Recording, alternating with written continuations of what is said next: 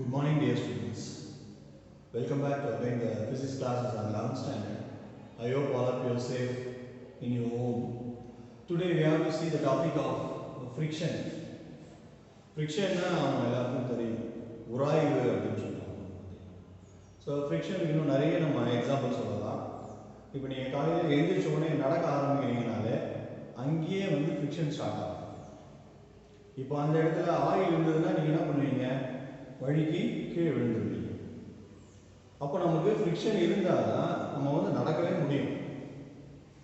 ஆமாம், இப்போ நீங்கள் நார்மல் நம்ம வந்து ஃப்ளோரில் நம்ம நடக்கிறோம், இதே கீழே ஆயில் இருந்ததுன்னா நம்ம ஸ்லிப்பாகி கீழே விழுறதுக்கு நிறைய சான்ஸ் இருக்குது. அப்போ அந்த இடத்துல ஃப்ரிக்ஷன் வந்து இல்லைன்னா நம்ம கீழே விழுறதுக்கு சான்ஸ் அதிகமாக இருக்குது.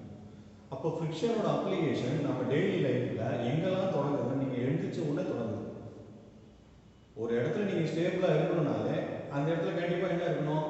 ஃப்ரிக்ஷன் இருக்கணும். இன்னும் நிறைய நம்ம ஃப்ரிக்ஷனுக்கு வந்து எக்ஸாம்பிள் சொல்லலாம். இப்போ உங்கள் கையில் வந்து பார்த்தீங்கன்னா நீங்கள் வந்து ரொட்டேட் பண்ணுறீங்க, உங்கள் ஹேண்டை ரொட்டேட் பண்ணுறீங்க.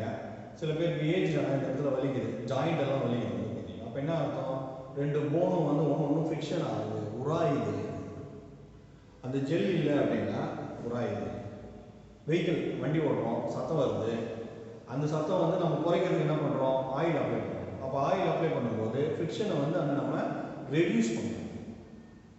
ஸோ இந்த மாதிரி ஜென்ரல் லைஃப்பில் நம்ம ஃப்ரிக்ஷன் தான் பார்க்குறோம். இப்போ நம்ம வந்து ஃபிசிக்ஸில் வந்து பார்த்தீங்கன்னா ஃப்ரிக்ஷன்னா என்ன டூ டைப்ஸ் ஆஃப் ஃப்ரிக்ஷன் நம்ம வந்து படிக்கிறோம்.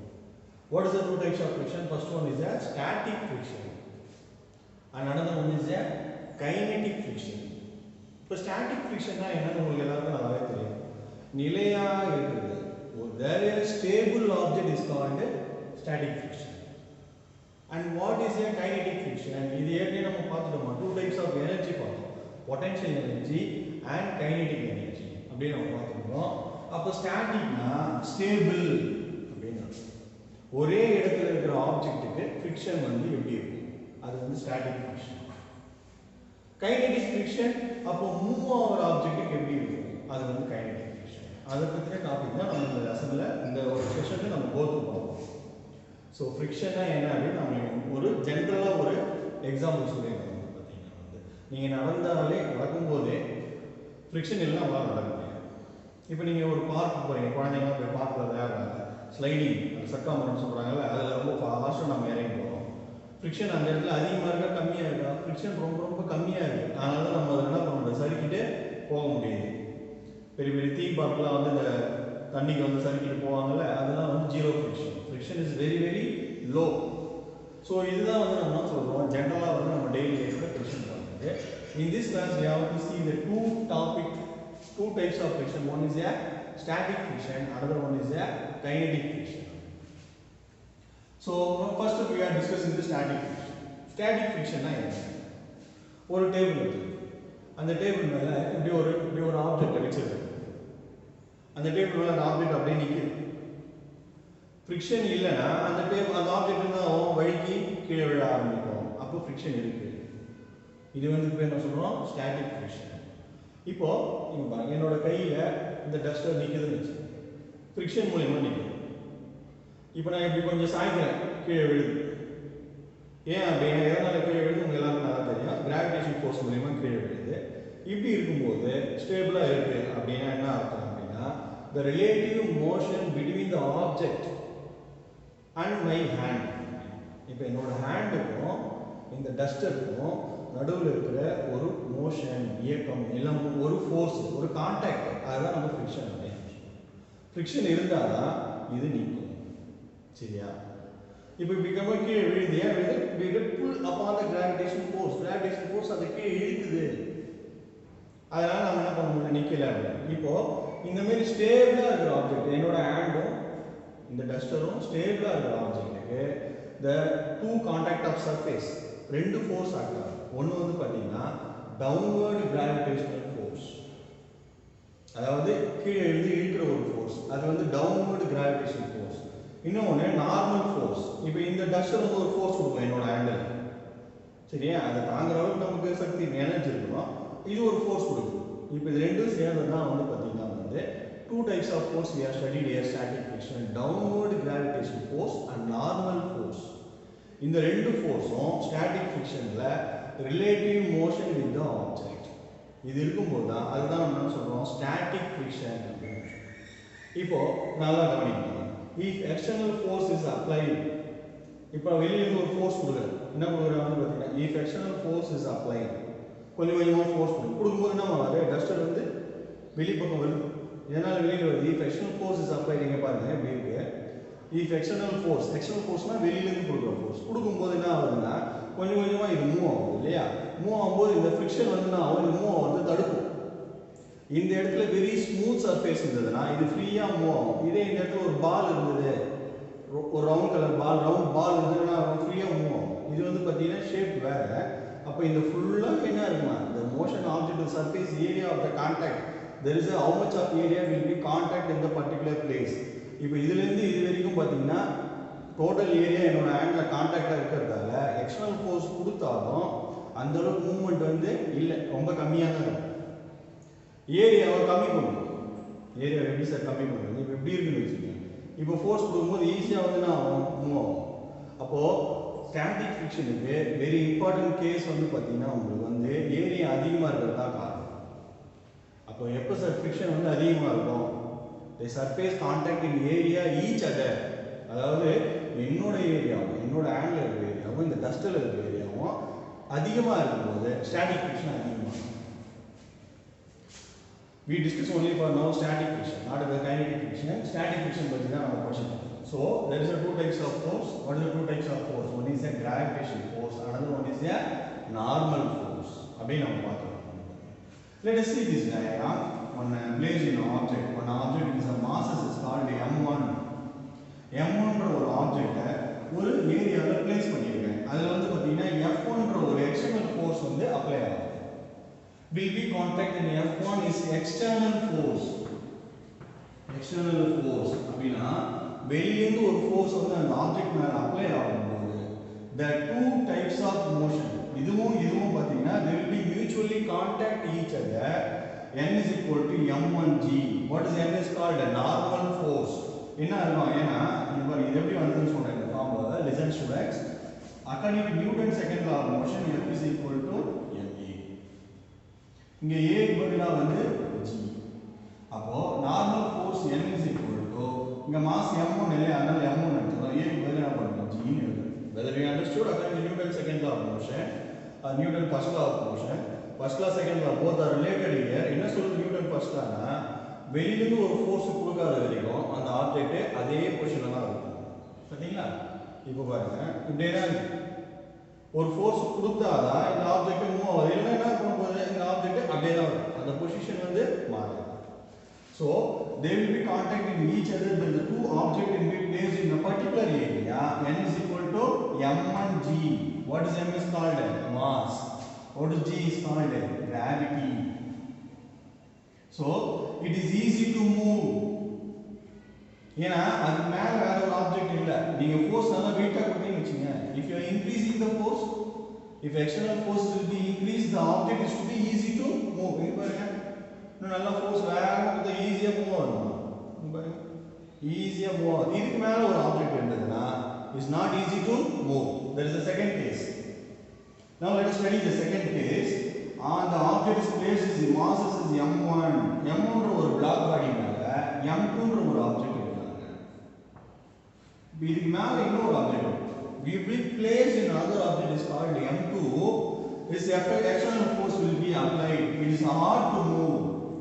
இது வந்து மூவ் ஆகிறது கஷ்டம். ஏன் அப்படின்னா உங்களுக்கு ஸ்டேபிள் ஃபோர்ஸ் வந்து இந்த இடத்துல அதிகமாயிருக்குமா, M1 M2. M2 ஓட டவுன்வர்ட் கிராவிடேஷன் ஃபோர்ஸும் M1 M2 ஓட நார்மல் ஃபோர்ஸும் எல்லாமே வந்து பாத்தீங்கன்னா இந்த ஏரியால அப்ளை ஆகுது. There is a two force will be act on each other, downward gravitation force and upward normal force. Upward normal force. ஏன்னா ரெண்டு பிளாக் வச்சிருக்கேன், M1 க்கு மேல M2 வச்சிருக்கேன். M1 மட்டும் இருந்ததுன்னா it is easy to move. Again the place will be M1 in object M2. இந்த ரெண்டு ஃபோர்ஸும் உங்களுக்கு டவுன்வர்ட் அப்ளை ஆகுறதால இத வந்து ஒரு இடத்துல மட்டும் தான் நீங்க எக்ஸ்டர்னல் ஃபோர்ஸ் கொடுக்குறீங்க. If you are applying the external force only for M1 not M2, if you are applying external force M1, it's not easy to move because the M2 is given the force of the m1 downward gravitational force, so the total normal force will be contact each other. N is equal to m1g plus m2g. It is hard to move without signal move பண்ண முடியாது because the static friction is very high.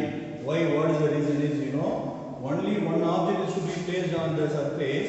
It is easy to move. There is a two object in the surface. It is not easy to move because they will be mutually contact each other. அதுதான் நம்ம என்ன சொன்னோம், ஃபிரிக்ஷன்ன்றது அந்த ஏரியாவை பொறுத்து, அந்த ஏரியாக்கு மேல நீங்க எவ்வளவு வெயிட் வச்சிருக்கீங்க, how much of maximum placed on the weight, எவ்வளவு வெயிட் பிளேஸ் பண்ணிருக்கீங்க. இப்போ ஒரே ஒரு ஆப்ஜெக்ட் போது இந்த வெயிட் வந்து இதுல கான்டாக்ட் ஆகும், இதுல கான்டாக்ட் ஆகும்போது if you are given the sufficient external force will be given. If you are given the sufficient external force will be given, the object should be easy to move. If another placed an object above the object m1 and m2, there is a two object is placed there, it is not easy to move because you are not given the sufficient external force. Sir, அதையும் மீறி நம்ம அதிகமா external force கொடுத்தா என்ன sir ஆகும்? Very good. இதுக்கு மேல external force கொடுத்தா இந்த ஆப்ஜெக்ட் கீழே விழும். ரொம்ப தூரம் உங்களால வந்து பாத்தீங்கன்னா வந்து இத மூவ் பண்ணி போக முடியாது, ஏன்னா இதோட டவுன்வர்ட் கிராவிடேஷன் ஃபோர்ஸ் அதிகமா இருக்கு. அப்போ we are given the maximum external force, then only is to be moved அப்படின்றது நமக்கு தெரிஞ்சுக்கணும். இது ஸ்டாட்டிக் ஃபிரிக்ஷனோட ஒரு சின்ன கான்செப்ட் வந்து நம்ம இது மூலமா பார்க்கலாம். Next we have got the kinetic friction. இந்த சிம்பல் வந்து சொல்றாங்க வந்து பாத்தீங்கன்னா உங்களுக்கு FK அப்படினு. FS னா F னா ஃபிரிக்ஷன், S னா ஸ்டாட்டிக், F னா ஃபிரிக்ஷன், K னா கைனடிக். இப்போ இந்த ஆப்ஜெக்ட்ல இதுல என்ன சொல்றாங்கன்னா will be placed in one object should be movable, it is a stable. இதுல வந்து நான் உங்களுக்கு வந்து ஆப்ஜெக்ட் வந்து மூவபிளா இருக்கு, மூவபிளா இருக்கும்போது இந்த மாதிரி ஒரு ஆப்ஜெக்ட் நம்ம பிளேஸ் பண்ணும்போது then velocity should be equal, parallel ஒரு force கொடுக்கிறோம். A frictional force will be given. If frictional force will be given, the velocity is relative motion to the object. It is easy to move because the static friction equal to external force, but the kinetic friction is not equal to external force. இது வந்து பாத்தீங்கன்னா வந்து ரெண்டுமே வந்து மூவபிளா இருக்கும். இப்போ கீழ இருக்கிற சர்ஃபேஸ் வந்து பாத்தீங்கன்னா மூவ் ஆயிட்டு இருக்கும்போது மேல இருக்கிற ஆப்ஜெக்ட் வந்து பாத்தீங்கன்னா ஃபிரிக்ஷன் வந்து கம்மியா இருக்கும். ஏன்னா உங்களுக்கு ஸ்டேபிளா இருக்கிறதுல ஃபிரிக்ஷன் வந்து அதிகமா இருக்கும், மூவபிளா ஆப்ஜெக்ட்ல ஃபிரிக்ஷன் வந்து பாத்தீங்கன்னா ரொம்ப ரொம்ப கம்மியா இருக்கும். இந்த கான்செப்ட் நம்ம முக்கியமா புரிஞ்சுக்கணும். இதோட ஜெனரல் டேர்ம் நான் வெளியில வர அப்புறம் சொல்றேன்.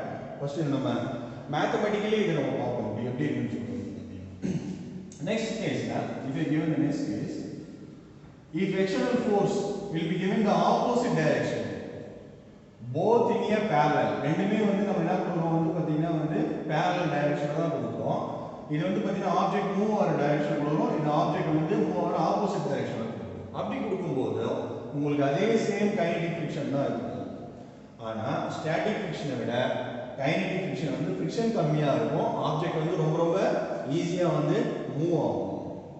சோ இந்த ஃபிரிக்ஷன் மூலமா நம்ம ஒரு கான்செப்ட் வரும், அப்ளிகேஷன் வந்து நம்ம பின்னாடி பார்ப்போம். இந்த ஆப்ஜெக்ட்ல என்ன சொல்றாங்க, இந்த object should be placed in a particular area, they will be mutually contacting each other.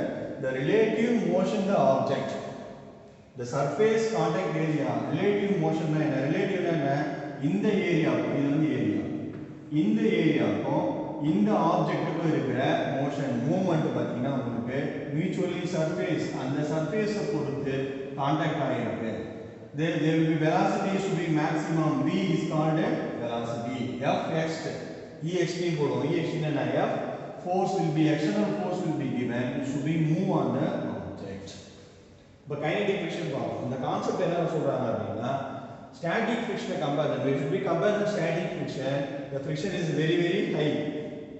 If you are given the kinetic friction, if you study the kinetic friction, there should be objects to be moved on the above the any object, the surface area will be contact each other, the object is easy to move. அப்போ ஸ்டேபிளா இருக்கிற ஒரு பொருளை விட move ஆகிற ஒரு object மேல இருக்கிற ஒரு ஆப்ஜெக்ட், மூவ் ஆகிற ஒரு ஏரியா மேல இருக்கிற ஒரு ஆப்ஜெக்ட் நம்ம ஈஸியா என்ன பண்ண முடியும், மூவ் பண்ண முடியும்.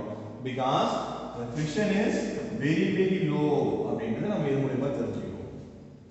This is a very important case. இதோட அப்ளிகேஷன் நான் எக்ஸ்பிளைன் பண்றேன்.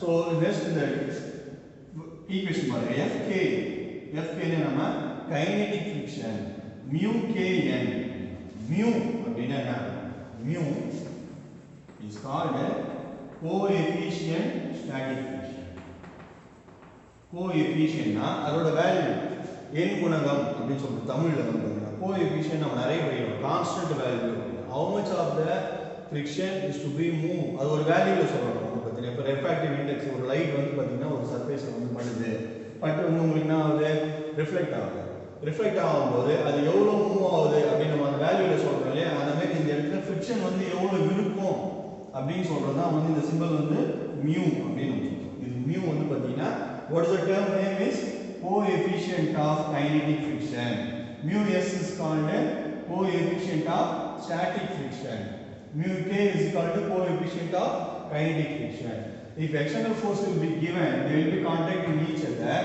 it should be easy to move because the surface area it should be move on the base கீழ இருக்கிற ஆப்ஜெக்ட் வந்து ஏரியா வந்து மூவ் ஆகும்போது மேல இருக்கிற ஆப்ஜெக்ட் வந்து பாத்தீங்கன்னா எக்ஸ்டர்னல் ஃபோர்ஸ் நம்ம கொடுத்தோம்னா ஈஸியா மூவ் ஆகும் ஃபிரிக்ஷன் வந்து ரொம்ப கம்மியா இருக்கும் அப்படியே நம்ம இது மூலமா படிக்கிறோம் இப்போ நம்ம டூ டைப்ஸ் ஆஃப் ஃபிரிக்ஷன் பார்த்துக்கிறோம் static friction another one is a kinetic friction friction என்ன அப்படி நான் ஜெனரலா உங்களுக்கு சொன்னேன் இப்போ நெக்ஸ்ட் நம்ம வெரி இம்பார்ட்டன்ட் क्वेश्चन ஒன்னு பார்க்க போறோம் டீடைல் क्वेश्चन வந்து பாத்தீங்கன்னா வந்து நம்ம வந்து அநேகமா முன்னாடி கேட்கலாம் what is the difference between static friction and kinetic friction this is a very important question what is the difference between static friction and kinetic friction it opposes to the object opposes na enna against ah irukum object on area on against ah irukum adala move avadhu relative motion to the surface எதுமா kinetic friction அப்ப என்ன ஆகும்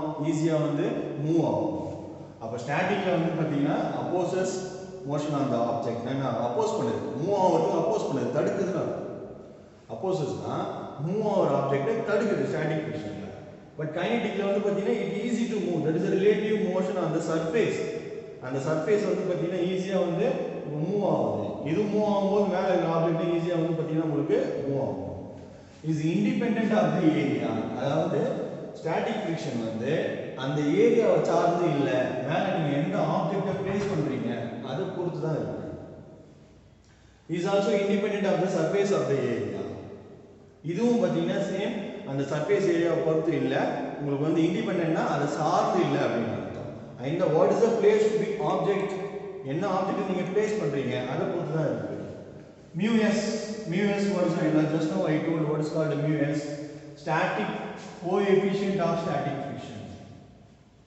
what is the mu s is depend upon the nature of the surface of the contact எதை depend பண்ணிருக்கா nature of the contact எந்த ஏரியால வந்து நீங்க அதை பிளேஸ் பண்றீங்க சோ mu s எதை பொறுத்து இருக்கு nature mu s இந்த இடத்துல வந்து mu k kinetic friction coefficient of kinetic friction depend upon the temperature அந்த ஏரியாவை பொறுத்து தான் இருக்கு அதே நேரத்துல அந்த டெம்பரேச்சர் டிபெண்ட் பண்ணி இருக்கு அப்படினு நம்ம பார்க்கணும் நெக்ஸ்ட் இதுக்கு வந்து பாத்தீங்கன்னா only having a magnitude அப்ப ஸ்டாட்டிக் ஃபிரிக்ஷன் வந்து நம்ம எதுல சொல்றோம் ஸ்கேலார் சொல்றோம் ஏற்கனவே நம்ம ஸ்கேலார் வெக்டார்லாம் படிச்சிருக்கோம் ஸ்கேலார்னா என்ன magnitude வெக்டார்னா என்ன magnitude and direction is independent of the magnitude அது சார்ஜ் இல்ல அதோட எண் மதிப்பை நம்மளால சொல்ல முடியாது ஏன்னா வந்து பாத்தீங்கன்னா உங்களுக்கு both are should be move கீழ இருக்கிற சர்ஃபேஸ் ஆஃப் ஏரியாவும் மேல இருக்கிற ஆப்ஜெக்ட் மூவ் ஆகும்போது மேக்னிட்யூட நீங்க டிபெண்ட் பண்ண வேண்டாம் அப்படின்றது தான் வந்து கைனடிக் ஃபிரிக்ஷன்ல சொல்றாங்க and this value is 0 to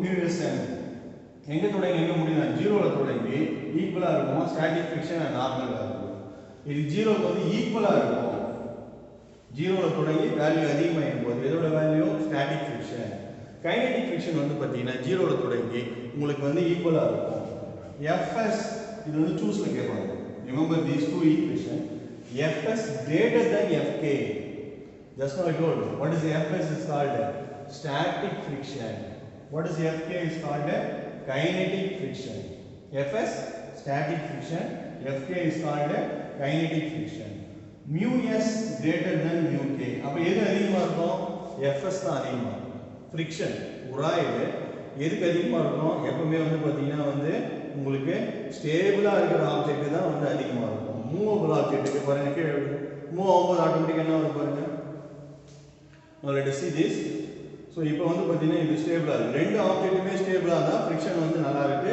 உங்களுக்கு வந்து மூவ் ஆகல போத் ஆப்ஜெக்ட் இந்த சர்ஃபேஸ் மூவ் ஆகும்போது ஆட்டோமேட்டிக்காக வந்து நம்மளுக்கு வந்து ஃப்ரிக்ஷன் வந்து குறைய ஆரம்பிக்குது. அப்போ Fs கிரேட்டர் தென் Fk. அப்போ ஸ்டாட்டிக் ஃப்ரிக்ஷன் வந்து எது அதிகமாக இருக்கும்? கைனெட்டிக்கா ஸ்டாட்டிக்கானா? ஸ்டாட்டிக் தான் ஃப்ரிக்ஷன் அதிகமாக இருக்கும். μs greater than μk. What is the μs? Coefficient of static friction greater than what is μk? Coefficient of kinetic friction. இந்த இடத்துலயே உங்களுக்கு static friction தான் அதிகமாக இருக்கும். ஸோ இந்த வேல்யூ மூலமா நம்ம படிக்கிறது என்னன்னா static friction, kinetic friction. இதோட அப்ளிகேஷன் என்ன அப்படின்னு நான் சொல்றோம். ஒரு ஆப்ஜெக்ட்டை இது ஒரு டீடைல் கொஸ்டினா வந்து கேட்டிருக்காங்க. ஒரு ஆப்ஜெக்ட்டை நம்ம வந்து பார்த்தீங்கன்னா வந்து புஷ் பண்றது ஈஸியா, புல் பண்றது ஈஸியா? அதுதான் இதோட அப்ளிகேஷன், வெரி இம்பார்ட்டன்ட் அப்ளிகேஷன்.